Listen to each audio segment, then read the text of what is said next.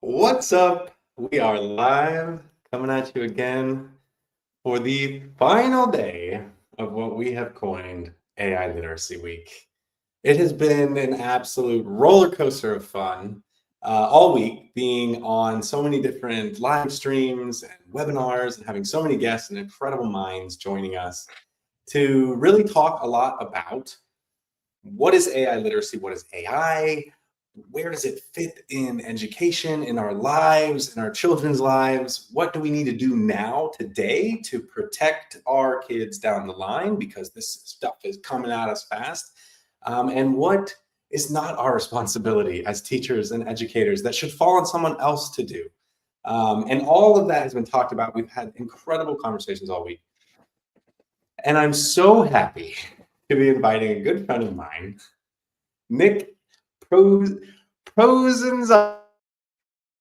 I always say his name wrong, so now I just say it wrong every time. But works. From SchoolAI, Nick, introduce yourself better than me, please. Hey, everyone, my name is Nick Provenzano, or as my high school English teacher used to say, Nick Provolone. So you're not the only one, David. It's not. It's not just you. So. Low bar. I'm the community manager here at SchoolAI. I spent over 25 years as a educator, teaching high school English, doing lots of ed tech, makerspace.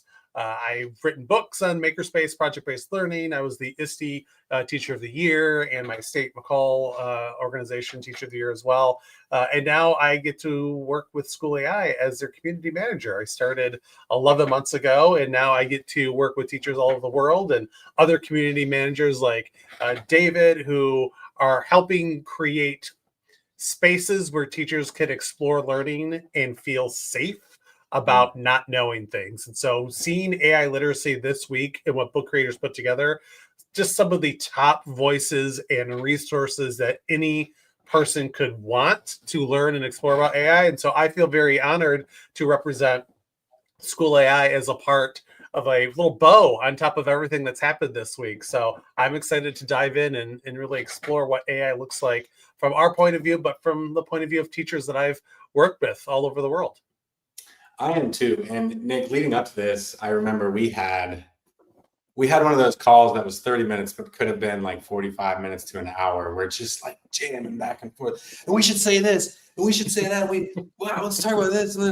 And man, so we have so much stuff to talk about and cover and get through. But the one thing that I want to do before we jump in, because I want folks that are watching and folks at the end of the week, Katie's been sharing a link down there to get a resource book. I want to show you this resource book because I realized that every webinar this week has been so crazy that we haven't had an opportunity to actually show you the thing that we made for you to go and get. So I'm going to take a minute here, and it's going to sort of lead into Nick and I's conversation. So this is the AI Literacy Resource Book. It is chock full of everything from the entire week, including the schedule, and links to register and everything, which was great for the beginning of the week, but now we're sort of at the end of the week. So it's designed to work for you as a listening guide to all of these different webinars and shows that we've had. And so in here, you can kind of set some goals for yourself. And this is like our conference notebooks that we create. It's got resources on the portrait of an AI ready graduate. And one of the things that I want to point out is in the margins, you have links to other resources. So like if you're in play mode and you're just looking at a preview of this book, you don't actually see the value of the book. You have to click the remix button and get a copy yourself to actually see what's all in the margins. And these are links to resource. Like this is a resource that you can give to your students directly. And this is the portrait of an AI ready graduate. But essentially for every single production that we've had, like for example, the Common Sense one that kicked us off at the very beginning, you can see here on the right, there's a ton of resources that we talked about that they want to link in. Like this is all of the stuff that we talked about on that webinar linked right there. And so you could listen, watch, take notes, your key takeaways, all of that. So essentially we have one of these for every single production that we've done this week. And you can see here, there's Yaritza's, the We Will Write one. This is the one from the panel. And then right here, Nick Provenzano. We got right here, SchoolAI, and these are the stuff here on the right. But I want to point out page 21. I added this little special link right here, and it's going to take you to a special folder. I'm not going to show you what's in that folder just yet, because Nick and I are going to get there. But I wanted to show you the resource to encourage you to click on that link down there, or to use that link and go get this book, so that when we get to that point, you're looking at what's inside of that Google folder. And I'm going to show you here in a minute.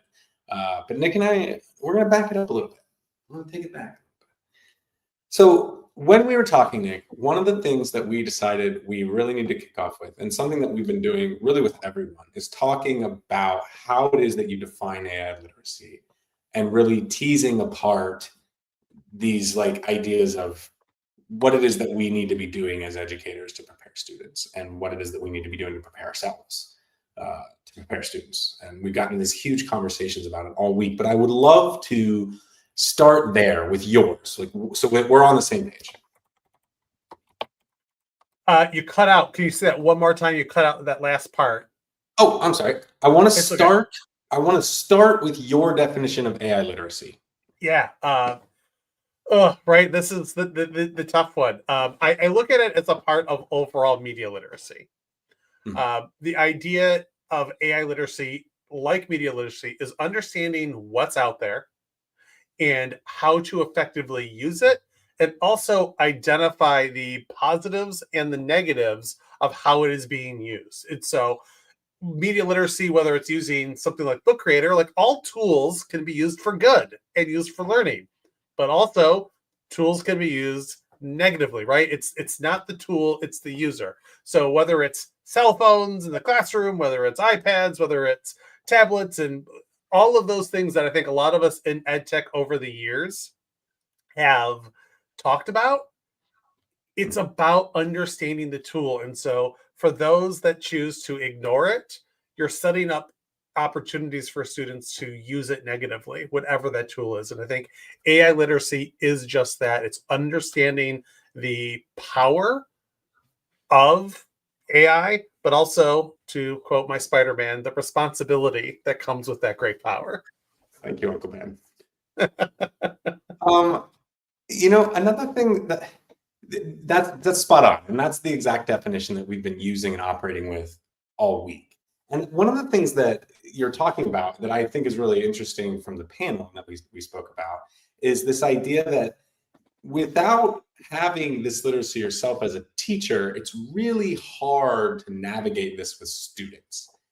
And at the same time, teachers, there's like a new tool every 20 minutes that we have to spend time learning and getting to know and like understanding all the constraints for. And it's like a pencil sharpener is a very dangerous thing to have in the classroom too.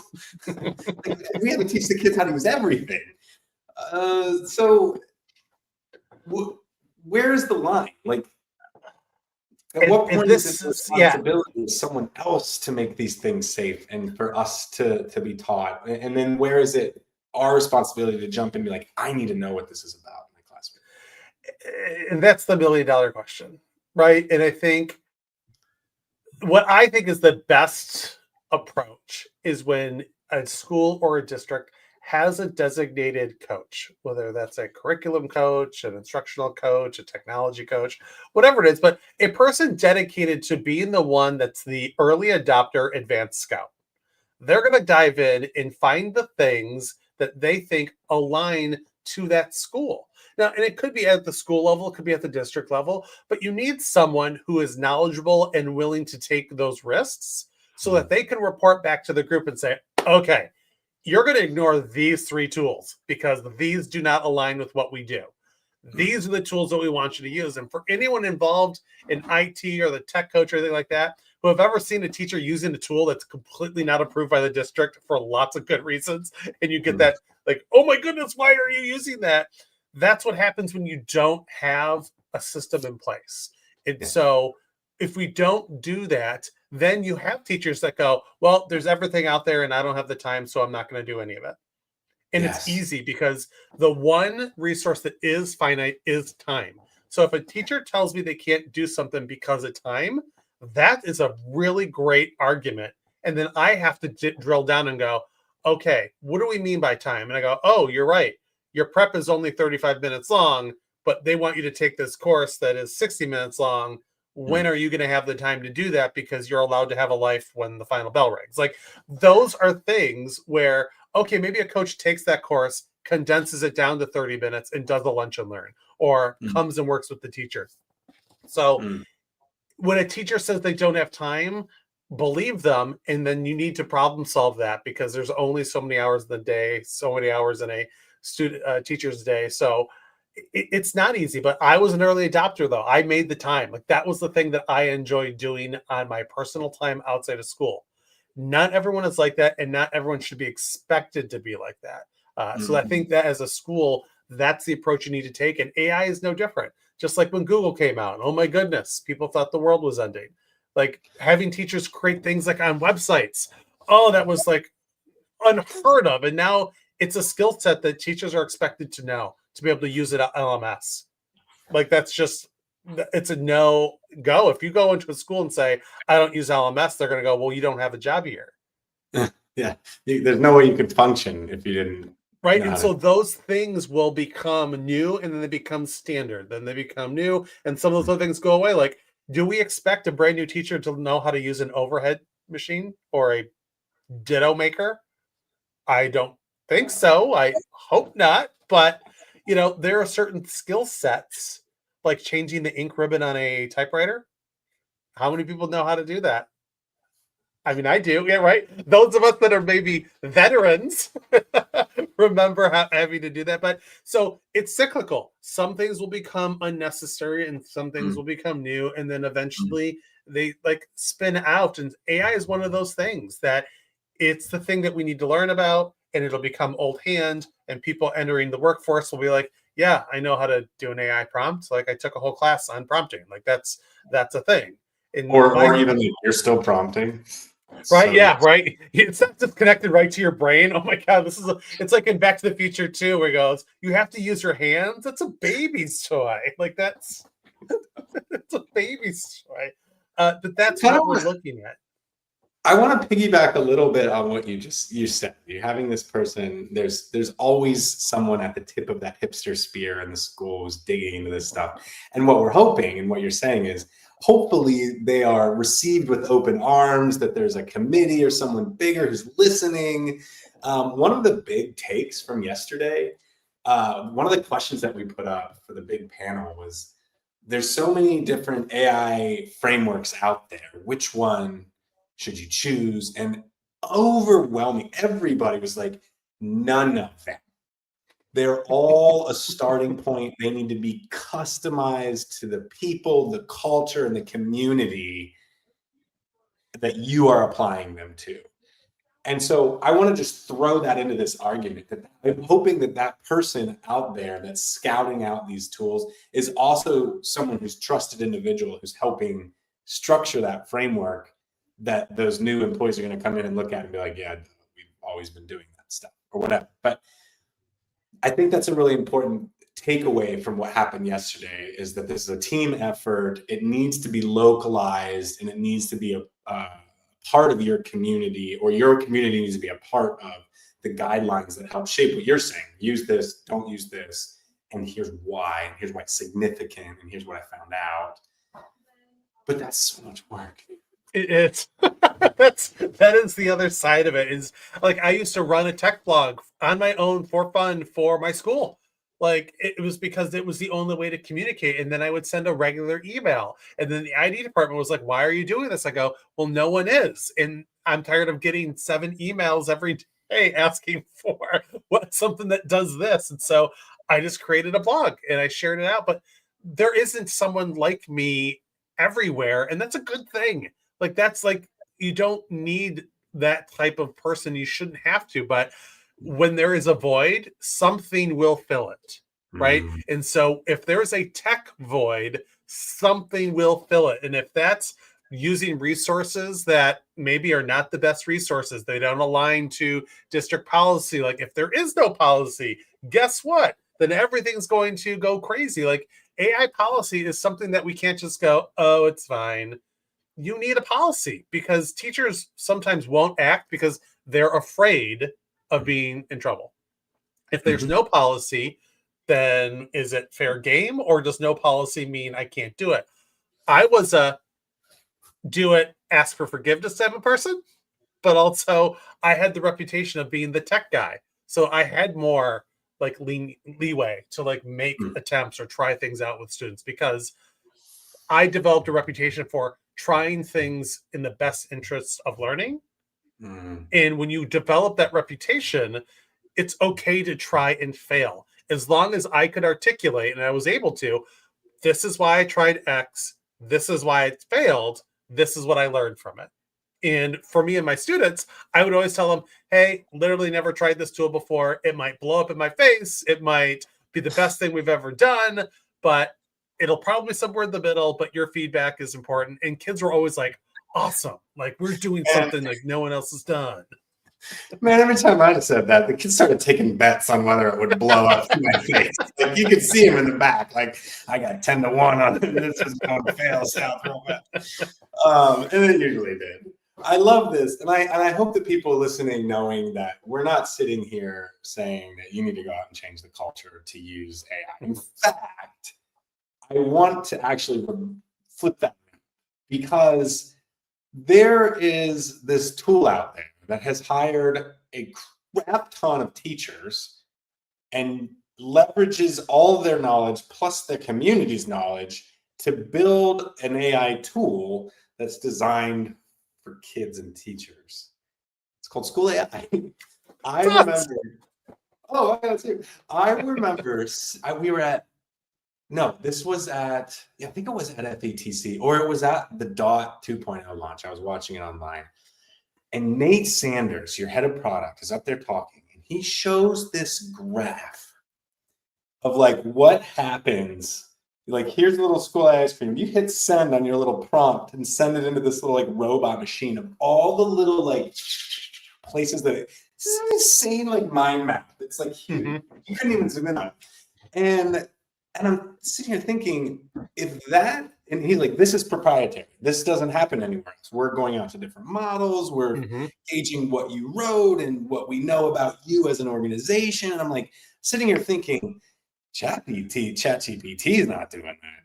Gemini is not doing that. Like, you are an intermediary between the big language models, the Geminis, the Perplexity, these big platforms, and the teachers in the schools. And so all of the crazy things that you see happening when you look at the news and like ChatGPT taught a kid how to make, blah, whatever. It's like, that's this huge language model that's like built for public. That's not what's happening in schools. It should not be what's happening in schools. Schools should be leveraging this intermediary wall. And when I saw that framework of like all of the considerations that you have taken into feeding back the student something that needs to be safe, it needs to be relevant, it needs to not go against the learning policy, it needs to not work against the teacher, like all of these things, I started to realize, okay, this feels like a safe place to me now. Now that someone has opened up the hood and shown me enough to say, like, look, we're thinking about this stuff. And this is super, super important to us. And look at these educators back here who get to see what all of these little things are. They're shaking their head going, trust me, this is good. That's where I start to say, okay, this is something that I think we can start to expand upon. And this is what AI literacy is. This is what the teachers need to hear and see. They need to see that chart that Nate showed, and they need to see that these companies are filled with these teachers that are advising all the way to the product level of like, this is not good, and here's why. You are essentially those teachers. You were that tip of the hipster spear guy. Now you work at the company and you're doing the same thing on behalf of all of the other teachers. And I think that's what I want people to walk away from this understanding. Yeah. I mean, geez, we're going to clip that and use that in our ads, man. That was a wonderful description, David, of what we try to share with everyone. And I think there are a couple of things to really focus on. So when you talk about AI literacy, like, you're so spot on. It isn't just about how can I use AI to make an engaging lesson for my student, or how, like, the usage part, but it's also understanding how a product works in terms of AI. So you brought up ChatGPT. So it is the one that people talk about most. That is a public facing site. OpenAI is very open about that they use that data, the things that you put in, to help train their models. Like when you ask about a recipe, that information is going to be stored and they're going to use that. And the output that's created by ChatGPT, they're going to use that as part of their training model. So all that information in is used to train. Now, the problem is that educators, we're not allowed to use that with any identifying information about our students. Anything as simple as a name, is a suggestion.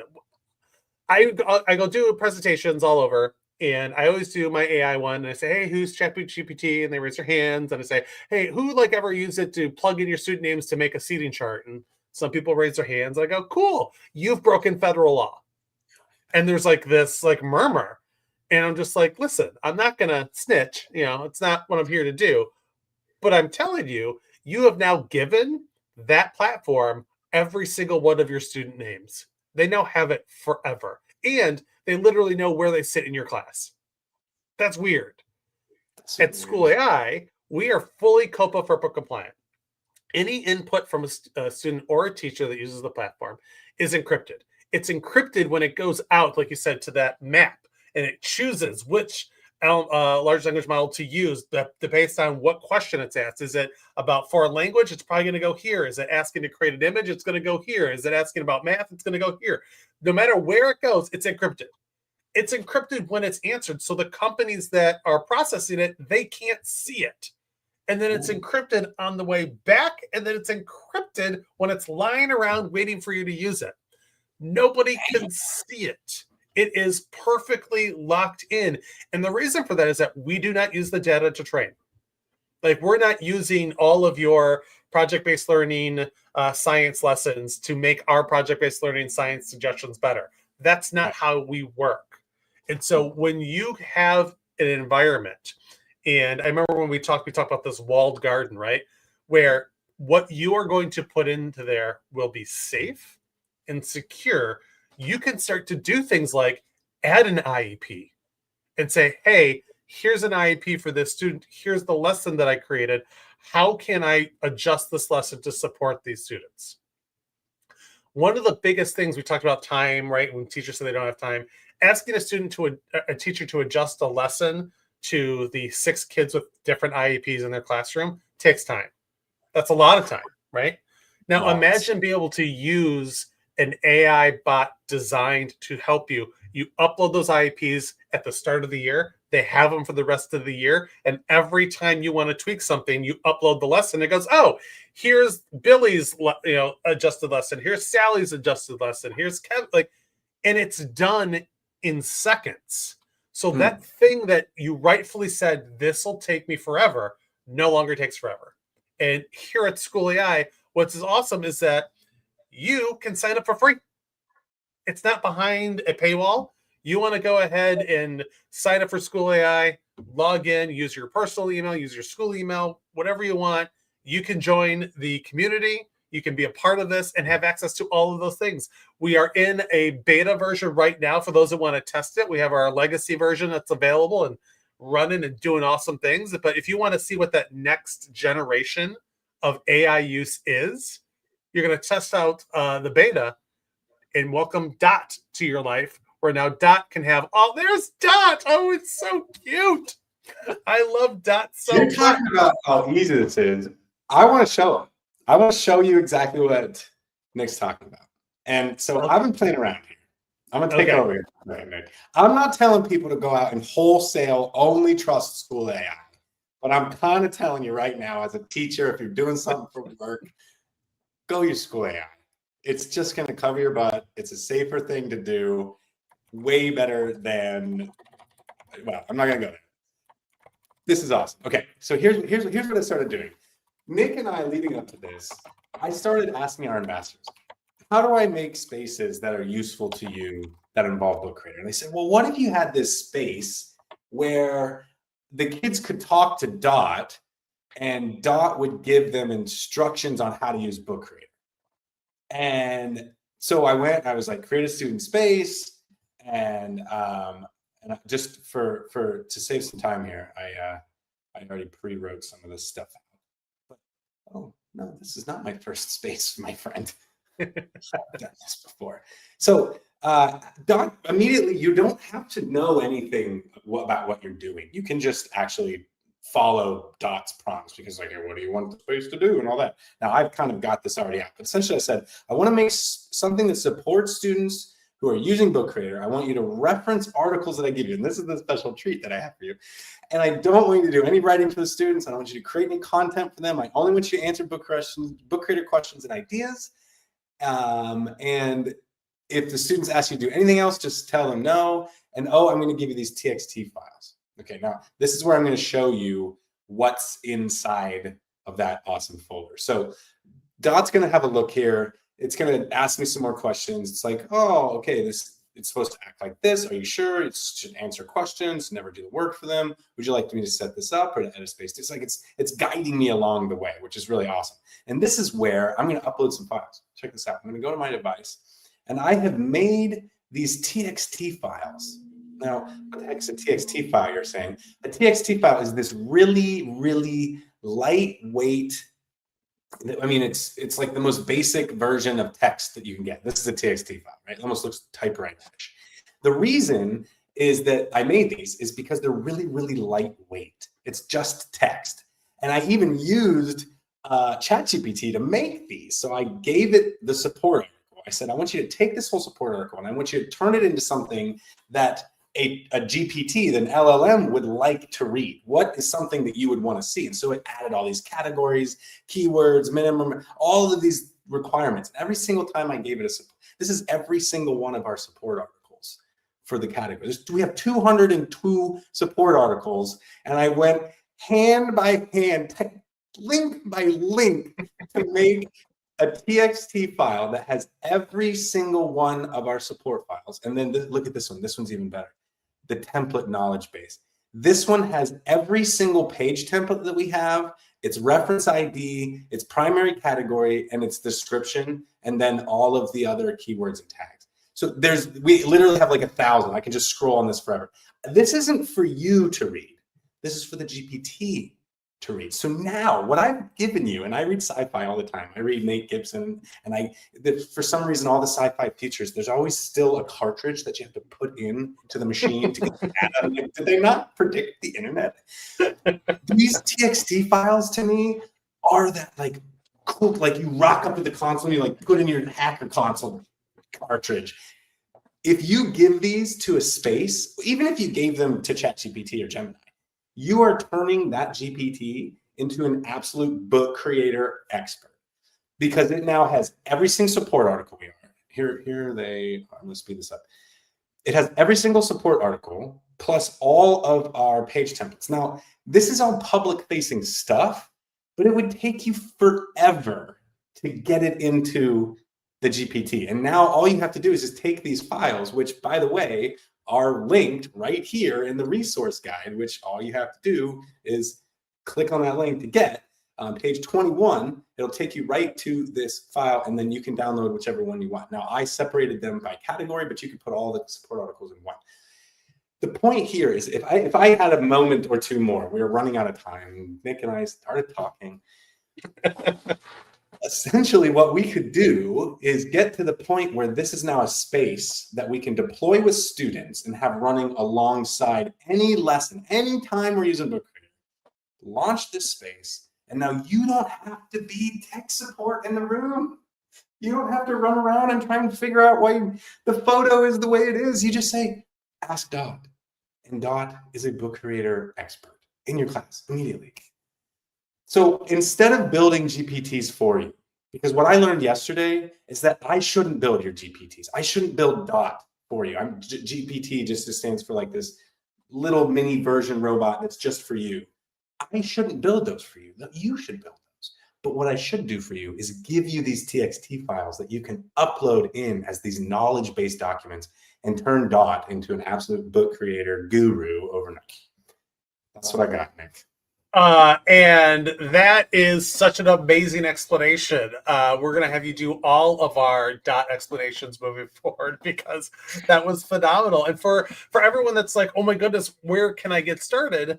The first place you can go ahead and get started is to go to SchoolAI.com, to go ahead and jump into there and create an account. And we have all of these resources. So if you were to go to community.schoolai.com and join our community, we have free courses for level 1, level 2 certification. We have videos, micro courses, everything that you want or need, you can explore as a part of that. And our champions community, we highly encourage all of you to join because you'll get emails with tips and tricks and see some of the best spaces, opportunities to present and share. We have people from all over the world sharing their love and exploration of Dot and SchoolAI. So when you look at these courses, you'll be able to see that you can take them, enhance where you are as a learner, and more importantly, better support your teachers in your community and your students. So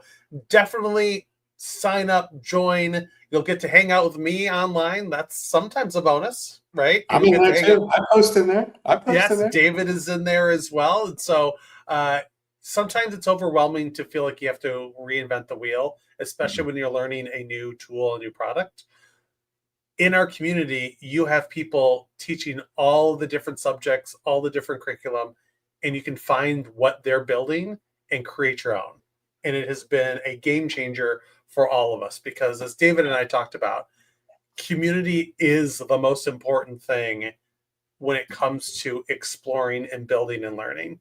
Yep. We are all dedicated, even at different companies, to create a dedicated community where all teachers, no matter what tools they use, can come together, learn, and grow, because it's all about supporting students. And at SchoolAI, we say our goal is to make school awesome every day for everyone. And I think utilizing these tools along with Book Creator are ways that we can do that. And as a community, if we work together, we're unstoppable. Unstoppable. Okay, we are at the end. Nick, you just summed it up so perfectly. That is where my heart is at. Learning and growing together, making students' lives better, making teaching and learning better, period. That's what we're after. Okay, perfect. Katie put it in the chat there. Someone was saying, hey, I can't find those TXT files. It's a relatively new addition to the book. So if you go back to the link, you can remix it and snag a copy that has that link in it. If not, shoot me an email, dhotler@bookcreator.com, and I will send it directly to you. Nick, I wish we had like an hour and a half more to do this, to jam longer, to finish a space and show people how cool it is. I would rather do this. Here's my suggestion.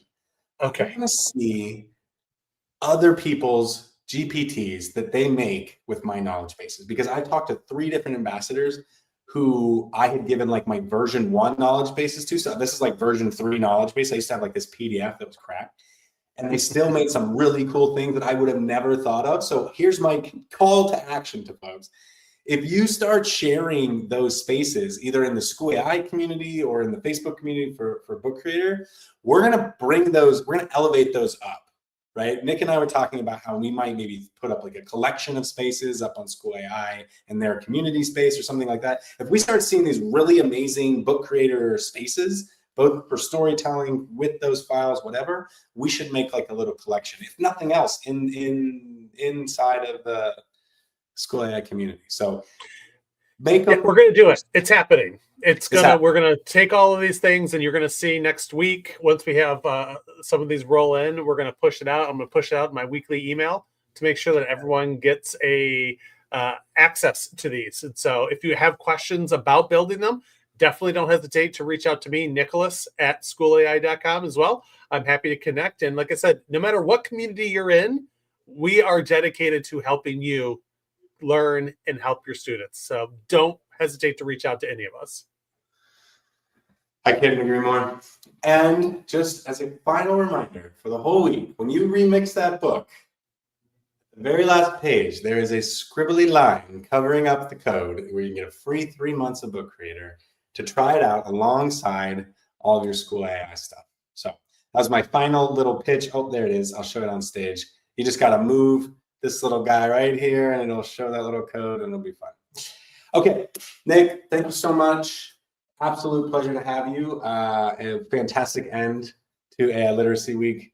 If you're watching the recording, thanks so much for sticking around, and we will see you next time. Take care.